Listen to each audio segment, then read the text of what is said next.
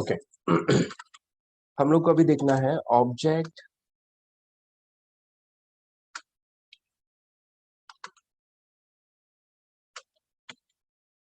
Oriented programming, इसी को ही हम लोग बोलते हैं ओप्स। देखो अभी क्या है ऑब्जेक्ट ओरिएंटेड, क्या है? It is a new approach of programming which is introduced in early 70s to provide data security and reusability of code.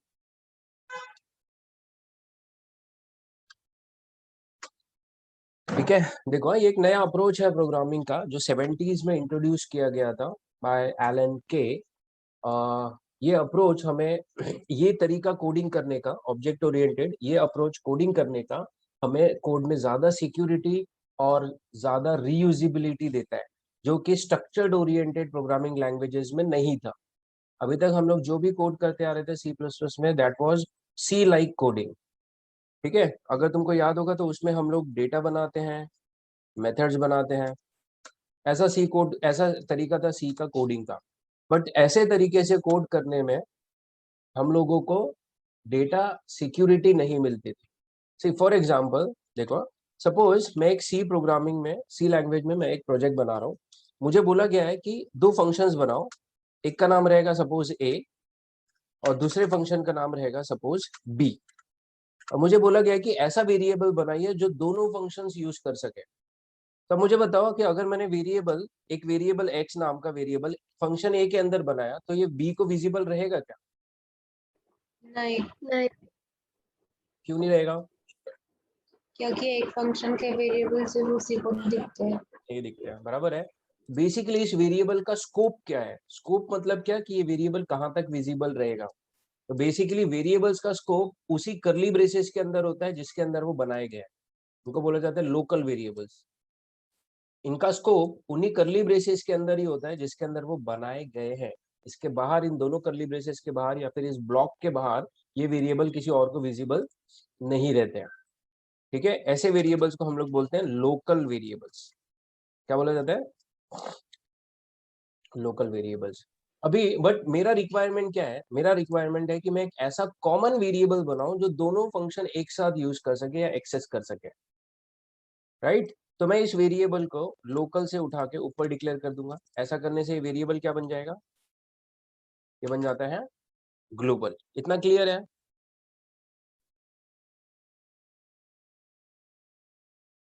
Hello? Yes sir. Okay, so global variables ऐसे variables होते हैं जो कि नीचे बनाए गए सारे फंक्शंस को विजिबल होते हैं।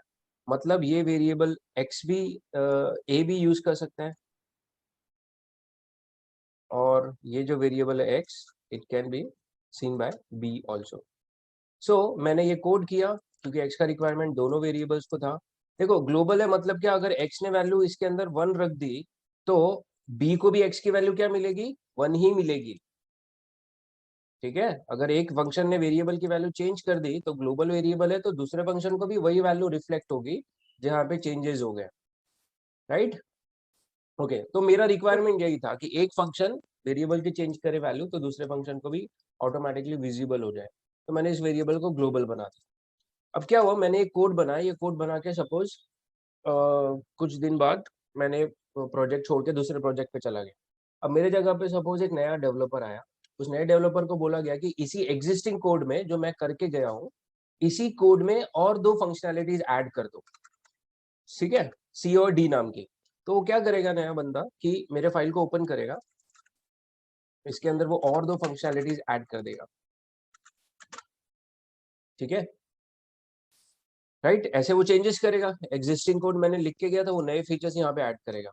अब प्रॉब्लम क्या है, ये नए फीचर्स या नई फंक्शनैलिटी ऐड करने से क्या होगा कि इन दोनों फंक्शंस को, ये एक्स वेरिएबल का कोई काम नहीं है, इनको एक्स का कुछ लेना देना ही नहीं है। ठीक है, बट फिर भी ये एक्स क्योंकि ग्लोबल था, ग्लोबल है, ग्लोबल होने के कारण क्या सी इसको देख सकता है, इस वेरिएबल को? यस और नो? हाँ। यस, बराबर है। इनफैक्ट डी को भी ये एक्स नाम का वेरिएबल विजिबल रहेगा क्योंकि वो ग्लोबल है, और यही प्रॉब्लम था सी प्रोग्रामिंग का। ठीक है, C has a drawback of that it lacks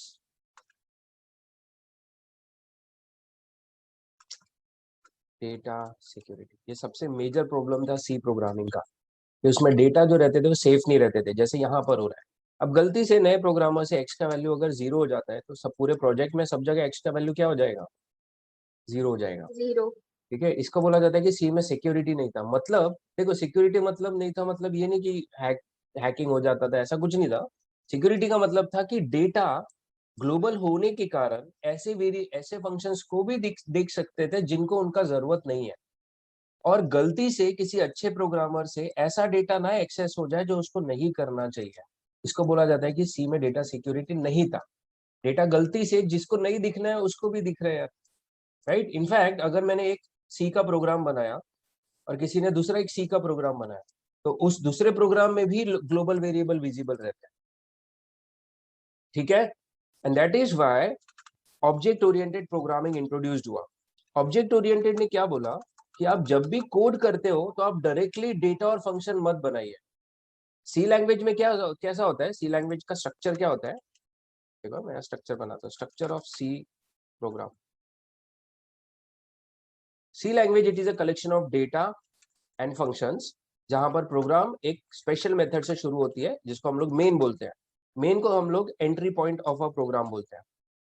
ठीक है, अभी तक हम लोग जो भी सी प्लस प्लस का प्रोग्राम कर रहे थे वो हम लोग ऐसे ही कर रहे थे। हम लोग मेन लिखते थे, मेन के अंदर कोड लिख के फिर फंक्शंस को कॉल करते थे। ठीक है, बट इसके कारण ये डेटा जो है वो ग्लोबल रखने के कारण हमारे पास सिक्योरिटी का इश्यू आता है। तो सी प्लस प्लस क्या बोलता है? सी प्लस प्लस बोलता है कि आप कोड करने से पहले आप एक बॉक्स बनाइए, कंटेनर बनाइए, जिसको बोला गया है क्लास। ठीक है, सी प्लस प्लस सी में क्या होता था, डेटा और फंक्शंस बाहर रखे रहते थे। सी प्लस प्लस क्या बोलता है, ऑब्जेक्ट ओरिएंटेड क्या बोलता है कि आप एक क्लास बनाओ, उस क्लास के अंदर आप डेटा और फंक्शंस को रखो।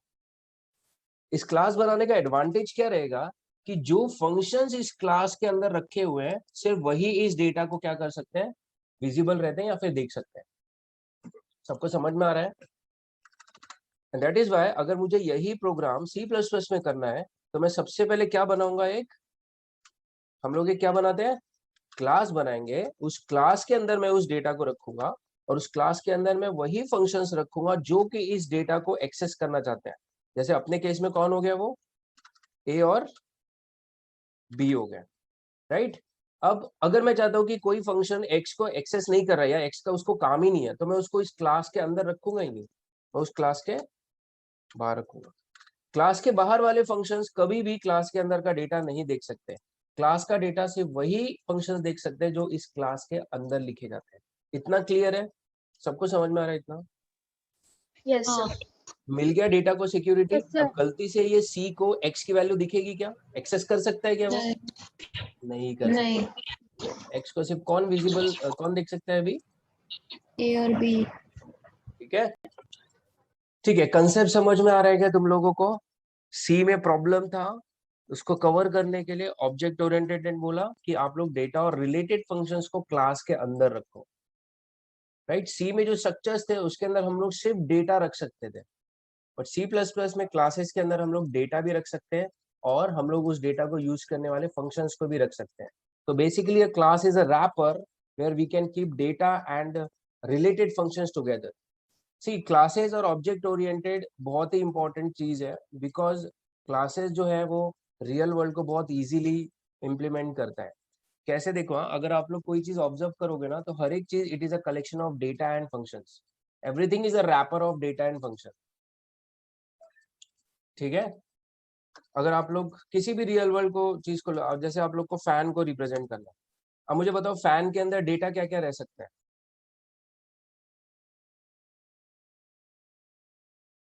हम्म, उसको ब्लेड्स कितने हैं, बराबर है? उस फैन का प्राइस कितना है, यस और नो? Yes sir. और उस फैन का कलर क्या है, उसमें वारंटी क्या है, ये सब उसका डेटा हो गया ना, हाँ राइट। और फंक्शनैलिटी क्या रहेगी फैन की, और भी डेटा रह सकता है इसके अंदर, मैक्स स्पीड, मिनिमम स्पीड। अच्छा, ये ब्लेड्स इंटीजर डेटा रहेगा कि फ्लोट डेटा रहेगा, प्राइस, फ्लोट ठीक है। क्या जो कलर रहता रहते है? हैं वो भी इंटीजर्स ही रहते हैं एक तरीके से।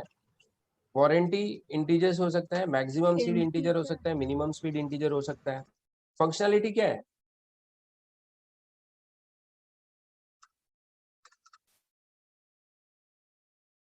बराबर है। Yes sir. Set max speed, set minimum speed,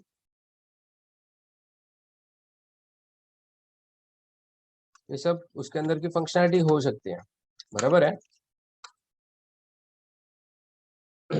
similarly अगर आप लोग किसी एटीएम को डिजाइन कर रहे हैं, तो ये बहुत ही स्ट्रक्चर्ड तरीका है कोडिंग करने का, क्लासेस बना के हम लोग क्लास में डेटा डिसाइड करते हैं। जैसे इसके अंदर डेटा क्या रह सकता है, पिन रह सकता है, बैलेंस रह सकता है।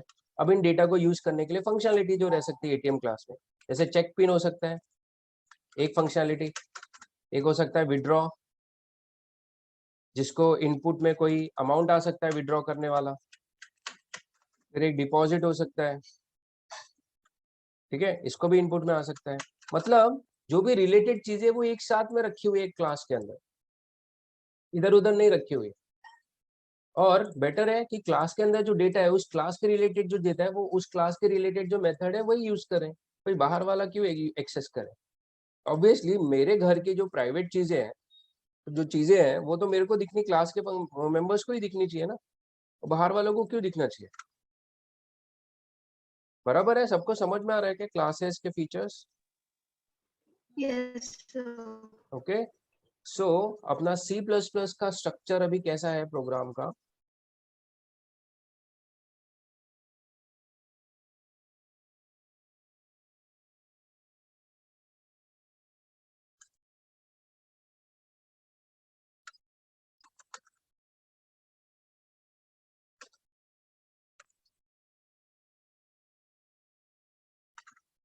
हम लोग सबसे पहले क्या बनाते हैं, क्लास। क्लास का नाम वैसे आप कुछ भी रख सकते हो, और डेटा और फंक्शन जो सी में बाहर रखे हुए रहते थे वही फंक्शंस डेटा अभी हमारा कहाँ पर आ गया, क्लास के बाहर आ गया।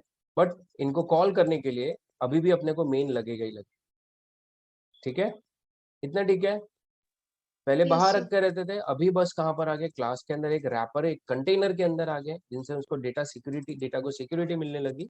मेन से अभी भी हम लोग इनको कॉल कर रहे हैं। यहाँ पर एक और चीज है वो मैं बताऊंगा क्या होता है, ठीक है, इतना ठीक है। This is how we should write a code, ऐसा ऑब्जेक्ट ओरिएंटेड बोलता है। ऑब्जेक्ट ओरिएंटेड सबसे अच्छा तरीका है कोडिंग करने का, बिकॉज वो सेफ और स्ट्रक्चर्ड कोड रहता है। दूसरा है कि आगे जाके चेंजेस अगर करने हैं तो बहुत इजीली हो जाए, रीयूजिबिलिटी प्रोवाइड करता है ऐसे लिखने से, कोडिंग करने से, ओके। अब देखो कि क्या हुआ था, देखो 70s में रीयूजिबिलिटी और डेटा सिक्योरिटी के प्रॉब्लम्स थे, तो एलन के ने हम लोगों को कुछ कंसेप्ट दिए जिसको बोला जाता है object oriented features, object oriented programming. Below are the features of object oriented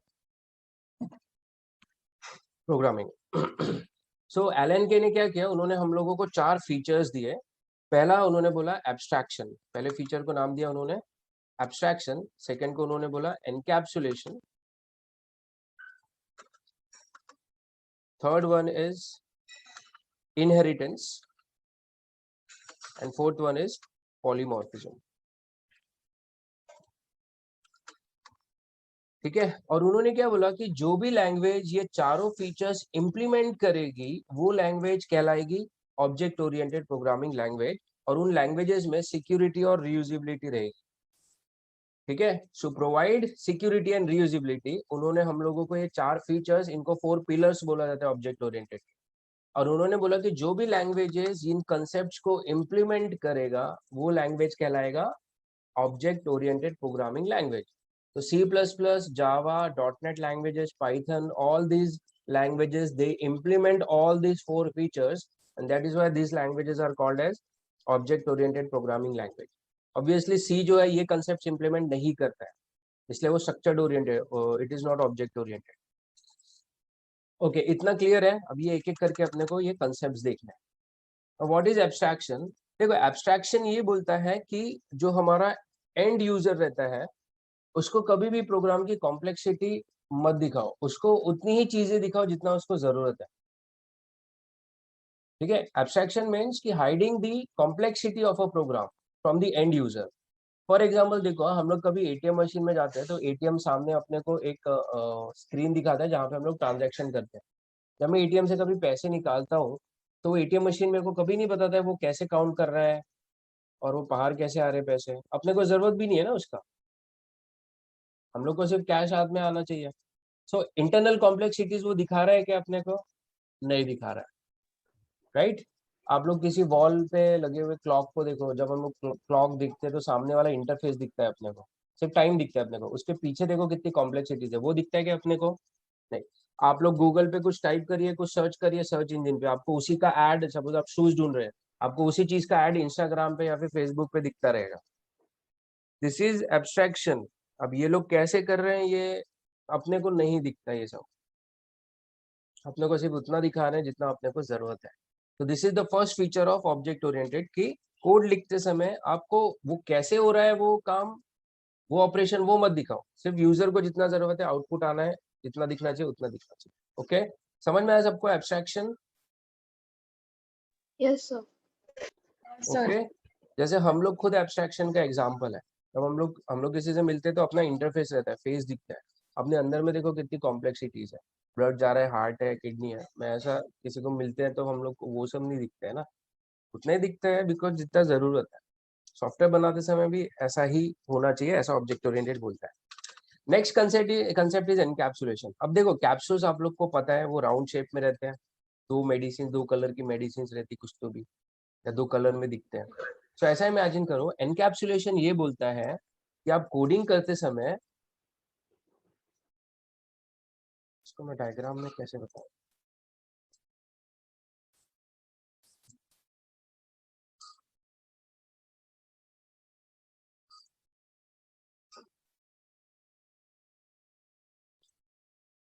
कुछ ऐसा कुछ तो भी दिखता है अपना कैप्सूल्स। ठीक है, सो एनकैप्सुलेशन सेज कि आप कोड करते समय जो डेटा और फंक्शन है उसको एक रैपर के अंदर रखो, उससे उस डेटा को क्या मिलेगा, सिक्योरिटी मिलेगा। समझ में आ रहा है क्या? ऐसा इमेजिन करो कि ऊपर वाला जो है वो डेटा है, नीचे वाला जो है फंक्शन है, और ये दोनों भी एक रैपर के, एक प्लास्टिक के रैपर के अंदर रखी रहती है ना मेडिसिन कैप्सूल्स में।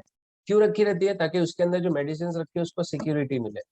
सिमिलरली एनकैप्सुलेशन भी बोलता है कि आप कोड करते समय डेटा और फंक्शन को एक रैपर के अंदर रखो, एक साथ बांध के रखो, उससे उस डेटा को सिर्फ वही फंक्शन यूज करेंगे जो उस रैपर के अंदर रखे हैं, उससे इस डेटा को क्या मिलेगा, सिक्योरिटी मिलेगा।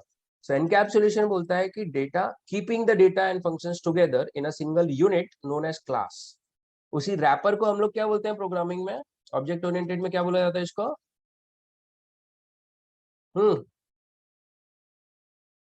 कौन बताएगा? क्लास। क्लास बोला जाता है, बराबर है। ठीक है, next concept of object oriented is inheritance. Inheritance सबसे इंपॉर्टेंट कंसेप्ट है ऑब्जेक्ट ओरिएंटेड का, बिकॉज ये हमें रीयूजिबिलिटी करने देता है। इनहेरिटेंस में क्या होता है कि हम लोग मल्टीपल क्लासेस बना सकते हैं, और हम लोग इनफैक्ट क्लासेस के बीच में रिलेशन एस्टेब्लिश कर सकते हैं पेरेंट और चाइल्ड का।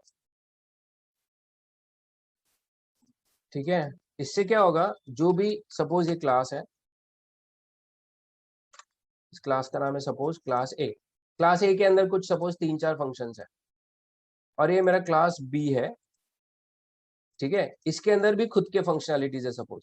सो अगर मैंने दो क्लासेस के बीच में इनहेरिटेंस कर दिया, मतलब इनहेरिटेंस करना मतलब क्या कि पेरेंट और चाइल्ड का रिलेशन एस्टेब्लिश करना, इससे ये जो बी क्लास है ये सपोज ए क्लास का चाइल्ड बन गया, तो इसके अंदर जो भी फंक्शनैलिटीज होगी वो ऑटोमेटिकली इनहेरिट होके इस चाइल्ड बी के पास आ जाएगी। जैसे देखो, हम लोग इनहेरिट हुए अपने पेरेंट्स से, तो हमारे अंदर ऑलरेडी उनकी फंक्शनैलिटीज है, प्लस हमारे अंदर अपनी खुद की फंक्शनैलिटीज है, बराबर है। ठीक है, हमारे अंदर ऑलरेडी ओल्डर फंक्शनैलिटीज है जो अपने पेरेंट्स से इनहेरिट होके आई है, और हमारे अंदर ऑलरेडी खुद की नई फंक्शनैलिटीज भी है। सो चाइल्ड जो होता है वो पुरानी फंक्शनलिटीज भी रन करता है और अपने अंदर नई फंक्शनलिटीज भी रन करता है। समझ में आया? इनहेरिटेंस, इनहेरिटेंस हम लोग को रीयूज करने के लिए देता है, पुरानी चीजें नई चीज में रीयूज करने देता है। अगर इनहेरिटेंस नहीं रहता तो हम लोग को बिलियंस लाइंस ऑफ कोड दोबारा वापस लिखना पड़ता है। और जब भी हम लोग को कोई अपडेट आता है हम लोग को इनहेरिट होके ही आता है।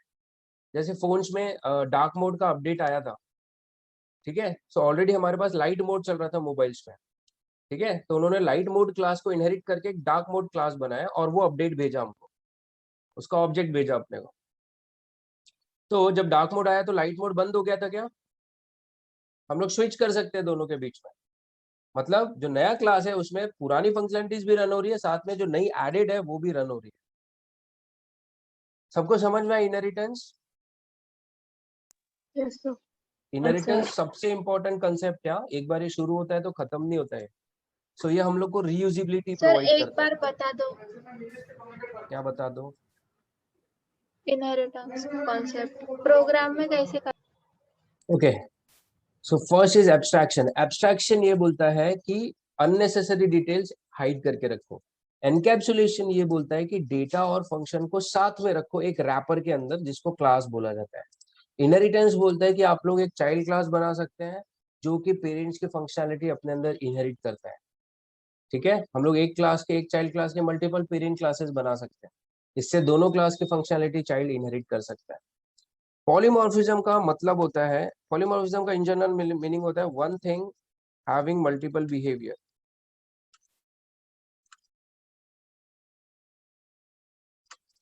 पॉलीमॉर्फिज्म मतलब एक चीज के मल्टीपल बिहेवियर रहना, एक चीज के मल्टीपल बिहेवियर रहना, इस कंसेप्ट को बोला जाता है पॉलीमॉर्फिज्म। देखो फॉर एग्जांपल हमारा जो स्विच रहता है जिससे लाइट ऑन ऑफ हो रहा है, मैं बोल सकता हूँ वो एक ही चीज है जिसके दो बिहेवियर है, उसी से चालू भी हो रहा है उसी से बंद भी हो रहा है। और जैसे हमारा टीवी का पावर बटन हो गया, उसी से टीवी ऑन भी हो रहा है, उसी सिंगल बटन से टीवी बंद भी हो रहा है। इस कंसेप्ट को पॉलीमॉर्फिज्म बोलते हैं, जहाँ पे एक चीज के मल्टीपल बिहेवियर होते हैं, ठीक है। सो प्रोग्रामिंग में भी हम लोग एक ही नाम के मल्टीपल बिहेवियर्स बना सकते हैं। मतलब बिहेवियर मतलब क्या, फंक्शंस जो रहते हैं प्रोग्रामिंग में उनको बिहेवियर्स बोलते हैं। जैसे एटीएम मशीन में मैं बोल सकता हूँ विड्रॉ एक बिहेवियर है, डिपॉजिट एक बिहेवियर है। विड्रॉ एक बिहेवियर है, डिपॉजिट एक बिहेवियर है। वैसे ही अगर मैं सपोज एक शो नाम का मेथड बना रहा हूँ, सो मैं बोल सकता हूँ शो नाम का एक बिहेवियर बनाया मैंने। पॉलीमॉर्फिज्म क्या बोलता है, आप लोग शो नाम के यानी एक ही जैसे बहुत सारे बिहेवियर हो सकते हैं, यानी मैं एक ही नाम के मल्टीपल फंक्शंस बना सकता हूँ क्लास के अंदर। बट क्वेश्चन आता है कि अगर मैं एक ही नाम के मल्टीपल फंक्शंस बना रहा हूँ तो अगर मैं शो से मेन से इसको कॉल करूंगा तो कौन सा शो कॉल होगा ये कैसे पता चलेगा? इसीलिए पॉलीमॉर्फिज्म बोलता है कि आप एक नाम के बहुत सारे फंक्शंस बना सकते हो लेकिन उनका आर्ग्यूमेंट का टाइप अलग कर दोगे तो उससे उसको समझ में आ जाएगा कि कौन सा मेथड कॉल करना है, राइट। तो अगर मैं शो को कॉल कर रहा हूँ विद 10, मेरे को बताओ तीनों में से कौन सा शो कॉल होगा? पहला वाला, पहला वाला कॉल होगा, फर्स्ट वाला। ठीक है। This is polymorphism, one thing having multiple behaviour. But वो कौन सा बिहेवियर एग्जीक्यूट होगा वो डिपेंड करता है यूजर के इनपुट पे। जैसे कि स्विच लाइट ऑन होगा कि ऑफ होगा ये किस पे डिपेंड करता है, ये हमारे इनपुट पे डिपेंड करता है। तो एक चीज के मल्टीपल बिहेवियर है ना, बट कौन सा बिहेवियर एग्जीक्यूट होगा वो डिपेंड करता है यूजर के इनपुट पे, ठीक है।